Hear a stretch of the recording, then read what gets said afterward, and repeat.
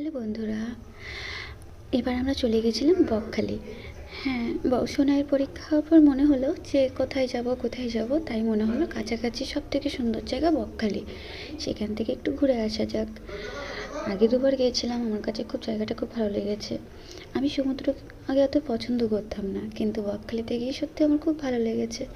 কারণ আমার কাছে মনে হয় যে একটা শান্তিপূর্ণ জায়গা। এখানে আমরা তো সারা লাইফটা সবসময় ব্যস্তই থাকি সারাক্ষণ, তার জন্য ভেবেছি একটু শান্তিপূর্ণ জায়গায় বাঁচা যাক। তো বকখালিটা সত্যি খুব সুন্দর, ওখানে গিয়ে নিজেদের মতো টাইম কাটানো যায়। এই দেখুন আমার মেয়ে স্নান করছে, দুষ্টুমি করছিল। তারপর এখান থেকে আমরা স্নান করে হোটেলে গিয়ে রেডি হয়ে আবার ঘুরতে বেরিয়ে গেছিলাম সবাই মিলে যাচ্ছিলাম গান শুনতে শুনতে, খুব মজা করতে করতে।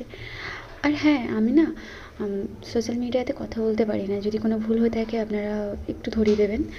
আর এই জায়গাটা দেখুন, এখানে আপনারা কে কে গেছেন আমাকে একটু কমেন্ট করে জানাবেন। দেখুন এই জায়গাটা কত সুন্দর, আমার কাছে খুব ভালো লেগেছে। এখানে আমরা সবাই আছি, হাই করবো, হাই করে দিয়েছি সবাই। আর হ্যাঁ, এই ক্যামেরাটা যে ধরছিল সেটা আমার দাদা।